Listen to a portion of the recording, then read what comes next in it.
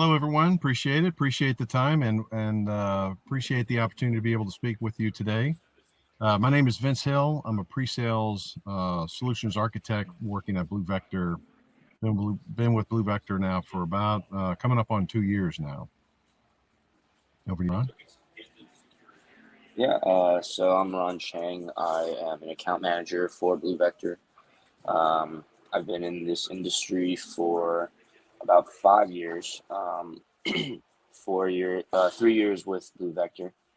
And I cover all defense-related accounts and was in the Air Force for 4 years before as a crew chief, working on F-15s and A-10s. And I'm glad to be here, guys. Cool.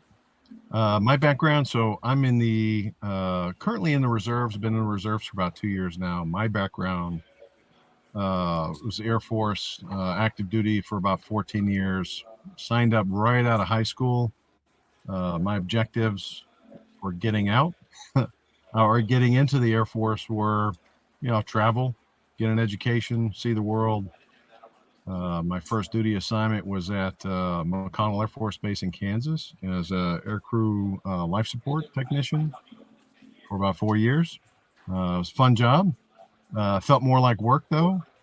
So one of the things I decided at that point in time was I need to change pace, change of jobs. And so I transitioned over into, I cross-trained into computer operations, or as a computer operator. And then relocated over to Langley, was there for about 4 years, was introduced into everything computer security, starting with mainframes, physical security, emanation security. Went to Korea for a year, had a blast there in South Korea. Came back to Langley, got introduced into more computer work. We started up the first base network control center. This was in '92. So pre-internet, right around it became popular. So did that for 4 years, did everything from running cable to managing router infrastructure and just having a blast managing computers, everything networking. Back in the day where there was probably only a couple of books on networking, you had to read things on the internet, RFCs, for context for how to do things. Really cool times. Spent a little bit of time in Jordan for AEF2, Air Expeditionary 2, in support of the no-fly zone. I took the experience I had from Langley and we, modeled that into a rapid deployment form factor and had a blast out there for 3 months. Again, just networking, computer, everything having fun. And then wrapped up my active duty with a brief tour in South Carolina in information warfare. Again, another blast. And decided I had a friend come visit me there. He's like, "What are you doing still in the Air Force, man?" It's like, "Man, I got 14 years. I've been there for a while. I got to do my 20." Well, he convinced me to get out and move to Atlanta. And so that transition was interesting, right? So that was, I got coached pretty heavily how to build a resume for my friend. That was interesting because I'm like, Air Force, you don't have a resume. You kind of do, but you don't. Word gets around about your skills, expertise. You get kind of bragged about. The transitioning out to the commercial space was interesting. I had to really rely heavily on my friend who was out of Atlanta to understand how to have conversations, how to relate to people, how to describe my experience and what I do through a job interview process and putting a resume together. So got that done. I interviewed with a couple of companies, was accepted and transitioned out of the Air Force. That was in '98, and have had a couple of jobs over the last 20 some odd years. And then finally got to a point, got married, had a kid, and if I got to a point where I'm like, I got unfinished business, let me go back in the reserves and get that knocked out, and transitioned back into the reserves and kind of blended that with my current job as a pre-sales engineer. So some of the things that it was very interesting. So the things we learned in the military really transitioned and helped out in my commercial jobs. One thing was planning. I mentioned I did a deployment to Jordan. Before you go on a deployment, you really, you get to read the layout of what the mission is, what the objectives are, and then you look at what equipment you're going to be deploying with, the personnel you're going to be deploying with. I took that structure, and so when I approach interviewing for a job, understanding what the job was all about, and I applied some of those techniques to the interview process and finding out what the landscape looked like, what's the expectation, what are we accomplishing when we get there. I really had a blast doing that, and applied those same kind of skills and tactics throughout each one of my jobs when I got out. And then if I wanted to transition to another job, where did my heart go? What are the things that was exciting for me and didn't feel like work, right? But really, I could apply what I've learned in the military to a job that blended my work and my life. And so that happened to be in the IT security space. Everything I did back in the military, I was able to apply here commercially. So as far as any resources, I was talking to Ron about this earlier, and not wanting to sound negative. I said, well, given the time frame I grew up, I grew up broke, poor, didn't have anything. That was one of the other reasons why I joined the military. But, my father taught me, get it done, get all the way in or get all the way out. You put your nose to the grindstone and you work and get the things you wanted to get done knocked out. And so not work till you're tired, but work till the job is done. So I've applied things like that has helped me through the military. And then when I got out as well, the skills that I picked up in the military kind of really blended naturally as I got out. And I've had different types of roles as I got out. But one of the things that I did was look over the horizon, what's coming up a year from now or 2 years from now. Where do I want to be able to take this next step in the next evolution or next chapter of my career and apply those things. So, and that was a lot of books. I hated reading books. I love reading books. I love reading the experiences of other folks and applying that. The folks I interacted with, whether they're customers or my sales team, anything positive I can glean from them that I could build into my own cadence or my repertoire, I assimilated. And then any of the other tools that I leverage, continue to grow in my experience in preparation for the next job. So, that's kind of my background, a little bit more in depth as far as what makes Vince tick. Fun, helping people, finding out what pain points are, and then finding a solution that helps resolve or alleviate that pain point and take the customer or person or friend or colleague one or two steps further, right? Not telling them how to do things, but kind of providing guidance and mentorship. So I've been talking a lot. Ron, you want to pass it back over to you?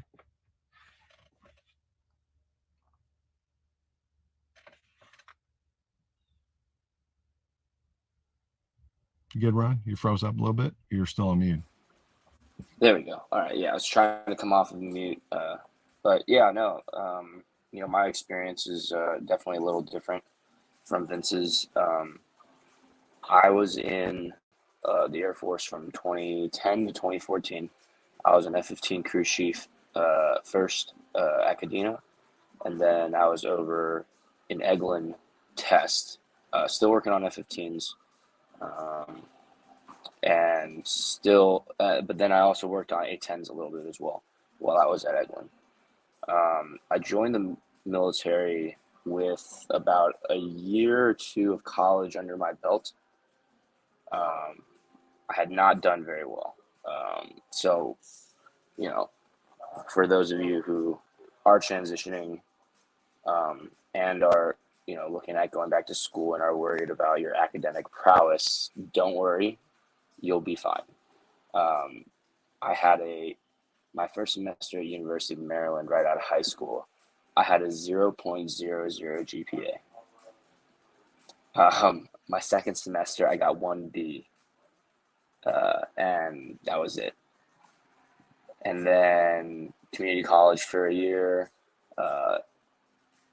military 4 years, and then I got out and went back to school. And I didn't expect to get into the security space. That was not originally my goal. So I did not study anything relating to security. I think at the end of the day, it's not absolute that, whatever you study is going to be where you end up. I got out and I went to community college for 2 years, got for 1 year, finished my associates, and then I transferred to Columbia University in New York City and studied political science and international relations. And then after I graduated there, I was at IBM for 2 years, and then transitioned over to BluVector, which was my first introduction into the security space. At IBM, I didn't do anything security. Everything I did was mostly AI related, Watson and Cloud Platform, and that was where I was introduced to the IT space. So, I love being in the security space. It's really fun, especially talking to all the defense partners, and you learn a lot in this space, especially just talking to people. And now I support every branch of service and defense agency that the United States has, and I hope to support them, through providing them with the tools to defend their networks. And I was able to use a lot of resources over the years after I got out. So when I got out in 2014, obviously I used the GI Bill, right? The GI Bill is one of the best education resources out there. Yellow Ribbon Program, post 9/11 GI Bill, paid for every cent of my education, right? Columbia University is not a cheap school. And I was still able to live in New York City and get a top tier education.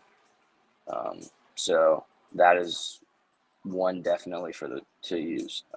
And then while I was there at Columbia in New York City, I discovered that there were just a plethora of great tools and resources for veterans that are free, right? That nobody had ever told me about. Tools to transition into corporate life, learning how to interview, how to write a resume, learning how to network as well, how to properly present yourself, how to, the stuff that Vince said. And, he obviously was very fortunate to have someone close to him that was able to show him the ropes, which is also an important thing as well, is to depend on your friends and the people around you, because they'll have your backs and look out for you. Because I definitely had a couple friends like that as well. But the resources, in terms of resources, American Corporate Partners is a great one. I used that one for a little bit, where whatever industry you want to go to, say the security industry, all you have to do is sign up and tell them what industry you want to get it to, and they will pair you with someone who is experienced and has been in that industry for a, a specific amount of time. Maybe they're an executive in the industry already, and that executive will become your mentor in that industry, and tell you, you could pick his or her brain, and kind of understand, what is the pathway to success within the industry. They'll tell you, their story, and if you get a great mentor, sometimes grab lunch with them sometimes, and just see kind of what their day-to-day life is like. Another one is, if you are transitioning and going to school, obviously if you're at a community college, a lot of those have resources as well, so definitely use those to your advantage. But if you don't have many resources at your local school or whatever, Services School is a great one. They definitely set you up to apply for colleges, specific ones that you might want to go to. They'll help you with your essay. They'll help you with the application process, and it'll really they'll help you get into kind of your reach schools, and it'll be other veterans helping you with it, and you'll get paired with someone for them to help you with that application process. And then another one is a great one, which is not available in all cities, but I know that they are expanding, is called 4Block. And 4Block is a great tool as well, a great resource where they'll teach you how to interview. They'll help you write your resume as well, and help you learn how to present yourself in such a way that you would be able to explain your experience in a more corporate manner, because we as veterans, we have certain lingo, and there are value intangibles in our previous lives that is hard to explain to a recruiter, and 4Block will definitely help you do that. And they'll also set you up with networking opportunities with specific companies as well. And a lot of those networking opportunities turn into interviews, right? They turn into great opportunities for the future, for sure. I think that's those three. I think if I were to pick those three resources, Services School, 4Block, and American Corporate Partners, would be the ones to definitely look into. 4Block, like I said, is a little more location oriented, because it is a class, and like I said, these are all free. And then you have ACP and Services School, which are both remote. And then Warrior Scholar Project, if you do get into a school or you do decide to go to college after your transition, Warrior Scholar Project is a great one. They hold classes at certain universities that will help you get back into the mindset of being in a classroom. They'll help teach you how to write again, and how to think, how to analyze, and how to help you with your kind of classroom version of reading comprehension and that kind of thing. So yeah, so that's my experience, and a few resources here and there to kind of help everyone out. See a couple of questions in the chat. One was for me. Vince, are you glad you left the Air Force early? It was, I was 14 years in, so not an easy decision. There was in part having a blast in the active duty military Air Force, getting hands on cool technology. And there was kind of the fear of missing out, because at 98, that was kind of when the .bomb era started.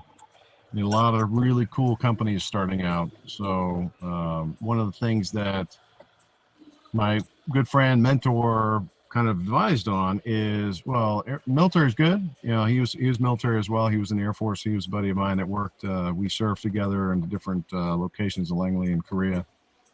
But he said, you know, number one, pays a little different. You know, you can read into that. Pays a little bit different from the military and the commercial life. And there's other cool technologies out there that you get your hands on pretty quickly. And so, you know, being the, you know, tech savvy geek, whatever you want to call it, nerd, you know, I was like, well, I want that. So he said, well, come interview. And instead of going after a position that would, you know, put a lot of stress and demand on me out of the gate, he's like, well, here's a couple of roles that are more consultative, where you can leverage your background experience and come at it from, hey, you've had hands-on experience here. So now go from operator to now talking to customers or prospects on the use of said technologies and security products. And I'm like, well, would love that. And so again, didn't feel like work. Was really cool, hands-on with that. So, but to answer your question, was I glad I got out? Yes and no. At 14 years, I was kind of like, I'm missing out on finishing up retirement. So then I got married, then had my daughter. And after a certain time, it's like people kept saying after they found out how long I was in, it's like, why didn't you finish up? It's like, you know what? I can now. So I did. So I got back in the reserves, Air Force reserves, back in 2019, and I'm on my trajectory to knock it out. But it was a tough decision. At 10, you know, you're halfway there. At 12 or at 14, why don't you just stick it out? But now you can do both. If you're active duty, you can always go to the reserves or guard and continue to do both. And I think that, yeah, I'm totally blessed with the company I'm at, the opportunities that I have, and be able to continue to serve. One funny story, and this kind of dovetails into the next question. You know, what are some of the soft skills? And Ron, I'll let you give your answer after this as well. One of the soft skills, definitely how to speak and kind of move away from kind of some of the very direct military type lingos, acronyms, you know, still play a part. But one of the things that took me a little while to break was I was always standing at parade rest for like a year after I got out, and people would tell me, I still do get that. your hands out from under you, from back behind you, man. And this other cool story was, I was in my cube. This is fresh out of the military. I'm like 6 months out, not even, less than that. And I figured out how to borrow equipment from our server build team for this company and borrow it to use it in my little tiny cube. And I had a stack of equipment, you know, monitors, keyboards everywhere. And a couple of my colleagues walked over and was like, what are you doing here? Because that was unusual at that time. But I was like, I need to figure out how to get this to work and make sure I know what I'm doing before I go on site to talk to a customer on how they need to get it done. And I'm kicking back in a chair. My two colleagues are in the cube with me. And the president of the company walks by my cube and kind of does one of these numbers, and it takes a step back. Well, I knew who that is because I interviewed him when I went for the position. I popped up out of my chair almost to attention when he asked, what are you doing here? And I popped up. I'm almost at attention. Well, sir, I have these servers here. I'm building out this infrastructure to test out this client and everything before I go to deployment. And it's something that other folks haven't done yet, right? They're not dragging equipment into their cube. And he's like, oh, very good. Awesome. I think this is a great idea. Blah, blah. He moved on. And my two colleagues just kind of turned over to me. It was like, what the hell was that? I said, what do you mean? They're like, you scared the crap out of us. What were you popping up out of your chair? Chairs flying everywhere. And I said, that was the president of the company. They're like, no, Vince, that's Steve. So I'm like, one of the soft skills was kind of, you know, chillax a little bit, Yeah. Take a breath, you know, breathe, you know. Some of the other soft skills are listen more than you talk. And I'd say crucial conversations, definitely a bonus. If you can get one of the best training classes I've been to, best books I've read is Crucial Conversations and Emotional Intelligence, on how to keep a conversation going and going and going, and then listening to what the customer is saying, or what your colleague or mentor or other person that you're having a conversation with is really about conversations. And Ron also mentioned, Active how to listening. present active listening, absolutely active listening, not butting in, not jumping to a conclusion, but really kind of going along with the conversation to hear what the person is that you're talking to, and get as much content out of them as possible, and learn from that. So those are two or three, if not three, of the soft skills that have made a huge difference over the years. Again, I got out in '98, but that was one of the first couple of hurdles that I had to get over after getting out. So Yeah, I think some of the soft skills that I've brought over that have really helped me over the years, especially the ones that I fostered in the military, um, that helped me, is one, remember that we, as members of the military or veterans, we were trained to be adaptable, right? So no matter where you end up, where company you go to, what city you end up in, just remember that, we are adaptable. We can, we've PCS, we've gone to the desert and to all these different places, and we've always figured it out, right? And I think that's important to remember. Another one, leadership skills, teamwork. Those are all very important. Being able um, to have that can-do attitude is important as well, right? Have the confidence, know that you'll make it out of the other end. Um, uh, those are just soft skills that, and being coachable. Those are all things that it's really hard to express on a resume to potential recruiters or employers. But it's important to, um, maybe even in an interview you can talk about it, and highlight those items. I had a friend who transitioned. He went to Columbia with me as a Marine, and he is at his first job in the security industry right now, doing threat intelligence for Proofpoint. And in his interview, he came from Uber before, Uber corporate, doing physical security, doing global travel security. And in his interview, he beat out security professionals with 10 years of experience for a role, mainly because he told them, I may not have a security background, but what I do have is a skill that makes me very coachable, and I can learn everything that I need to for this role. And in fact, in the 2 weeks leading up to his interview, he had been studying everything that had to do with security, specific to his job, and showed them, hey, I did this in 2 weeks' time since I learned that I was going to get this interview, and showed them, hey, I can learn this role.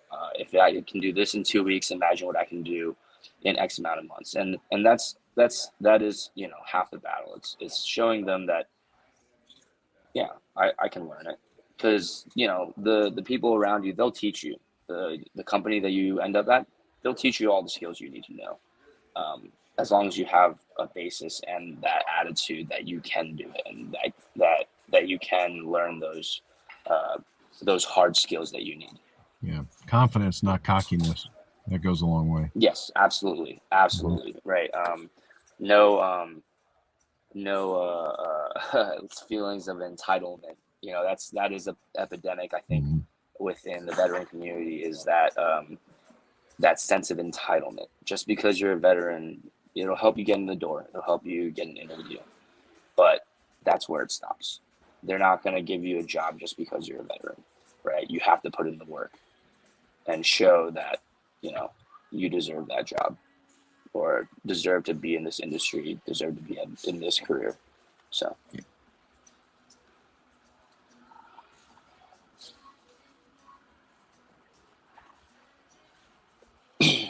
Yeah. Any other questions from you guys? If I haven't touched on this, other tools, LinkedIn definitely is one of them. Some of my colleagues in absolutely. the reserves, when I meet them in the reserves, I go out to their LinkedIn page to connect with them. And you can tell that, they're either lightly touched or just, a shell. I definitely highly recommend, turning off notifications. But go ahead, Ron. Go ahead. If you just on that LinkedIn point, it was really good.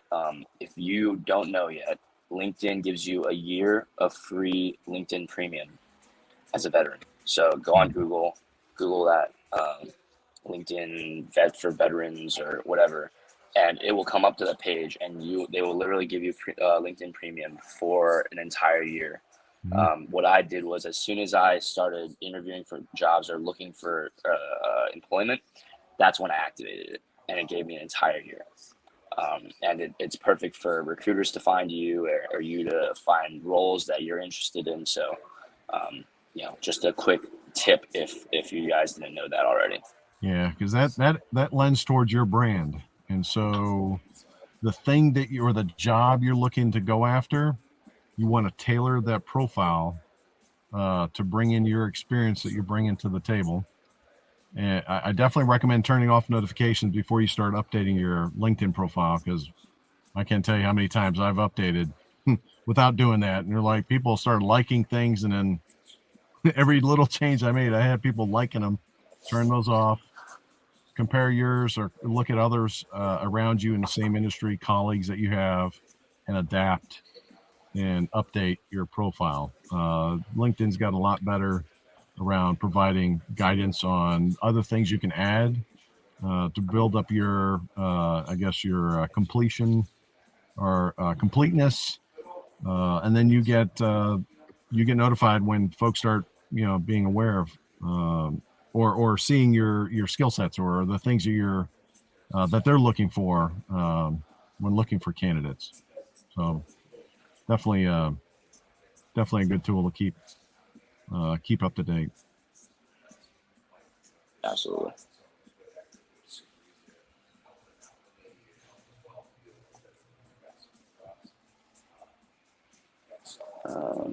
On Joseph, on your comment, never really leaned on veteran support resources. Not everybody needs them, but they are there. There are a lot of them. Veteran service organizations there's definitely a lot, and all you have to do is just look, do a quick Google search, and you'll figure out which ones are local to your area. There are all kinds of resources, whether it's for jobs, for for mental health, for physical health, all kinds of resources. I know there was one that was geared towards veterans who had PTSD called Headstrong. That's a great one. And they help with therapy and helping veterans improve their mental health. And then there are there's a lot out there. So definitely look, and most of them are 100% free. They're funded through donations. They're funded through other funds. One that I'm a part of now, it's more for physical health. I play hockey still. I played hockey at Columbia, but when I left, I continue to play, and I currently play for a veteran team in the DC area, which we have other locales all over the United States called the USA Warriors. And, it's a great organization. We're funded by the Fisher House, completely free to play. They pay for us to travel to tournaments as well. Actually, even in 2 weeks for Veterans Day weekend, I'll be in Vegas playing at the Armed Forces hockey tournament. And so, all kinds of things are available for you. So all the way down to an athletic team that, and a lot of those organizations, you don't have to have any previous experience. Like for the hockey team, you can literally, we'll teach you how to skate. We'll teach you how to play hockey. It's more about getting out there and, you know, putting yourself out there and socializing with like-minded people and people with similar backgrounds. So.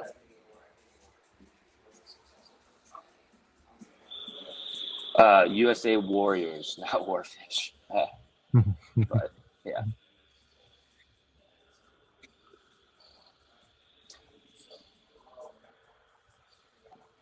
Yeah.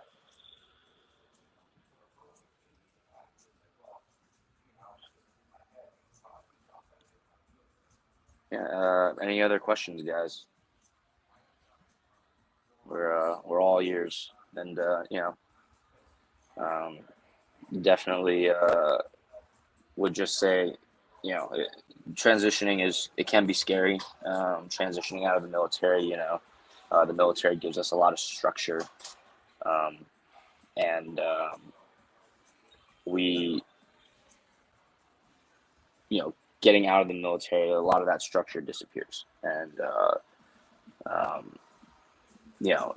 it can be very daunting for sure. But despite a lot of us, saying that the military doesn't prepare us for transitioning into civilian life, the military did give us the skills to do so, and be successful at it. So just remember that, TAPS obviously I know my TAPS experience was not great. A lot of, if I had just depended on that and said, hey, I guess this is it. There's no way that I would be where I am today. So, it doesn't hurt to ask for help either. Call people, reach out to people on LinkedIn that, whose careers you want to emulate, and just ask a question. Closed mouths don't get fed, right? So it doesn't hurt to ask a quick question and just pick people's brains on their experience. So DoD skill bridge, I don't believe so. I don't know, Dave, if you're still in the chat right now, and you have any information on it, Dave Gollin, but yeah, I don't believe that we're doing anything with DoD skill bridge.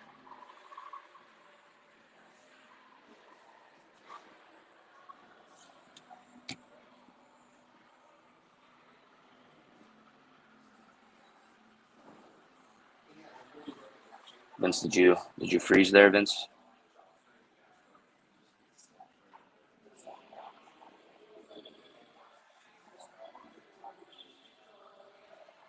I think Vince might have up. Signs of life.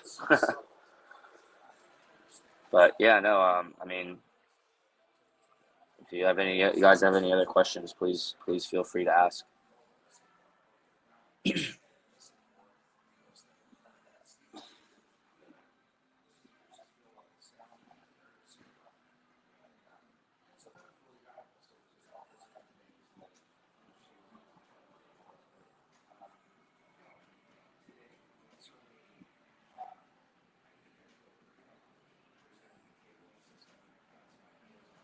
Yeah, there are a lot of programs I would look into in terms of transitioning out of the service. If you want to go directly into school as well, the services, each of the services, and I don't know them off the top of my head, the names, but I would look, because each of the services has programs and they have partnered with specific schools to almost create direct pipelines into these universities.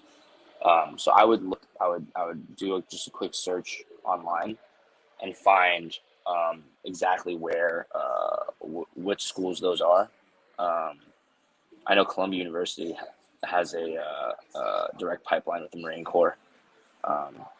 So definitely look through it. You'll find them out there.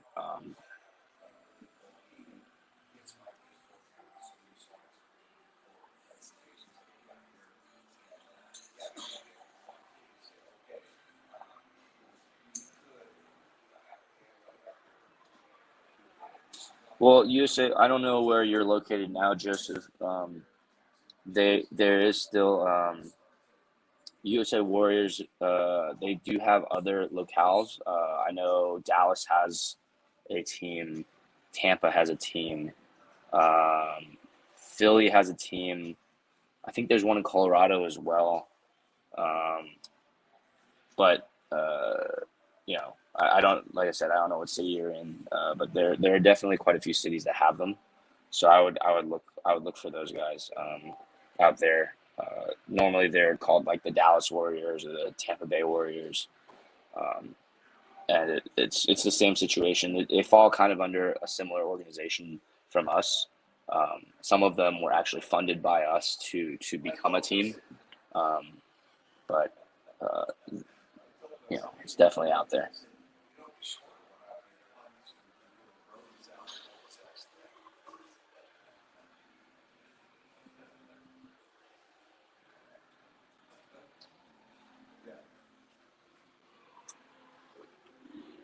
Let's see. Yeah, San Francisco. I'm sorry, I don't know if we have one in San Francisco, but definitely, yeah, I don't think there's much opportunity for hockey out there. um, yeah, yeah. I mean, like I said, resources are plentiful. Just you just gotta go out there and just look for them and then ask. So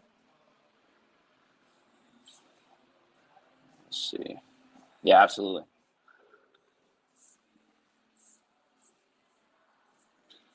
Yeah, Vince just messaged me on Teams, said he lost comms. Um,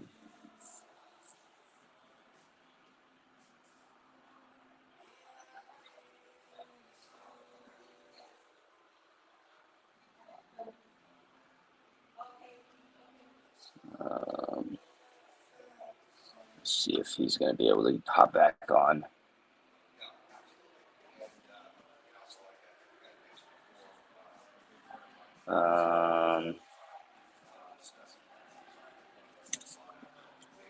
Yeah, I don't.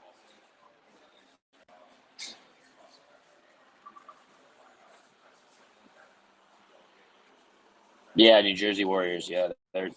I don't know if we've ever played them, but have definitely. I've definitely.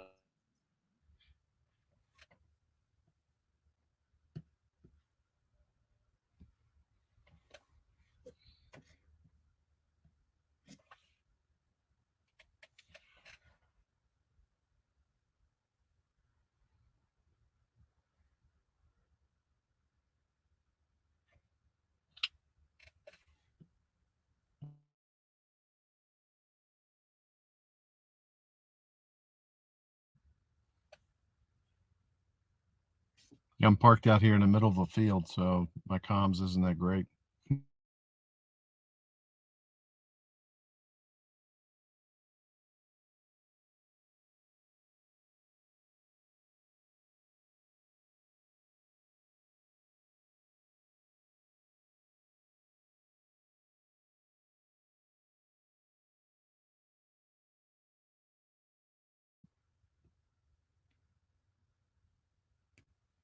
Appreciate the time. If you guys have any other questions, you know how to get in touch with us. Appreciate the opportunity to speak to you.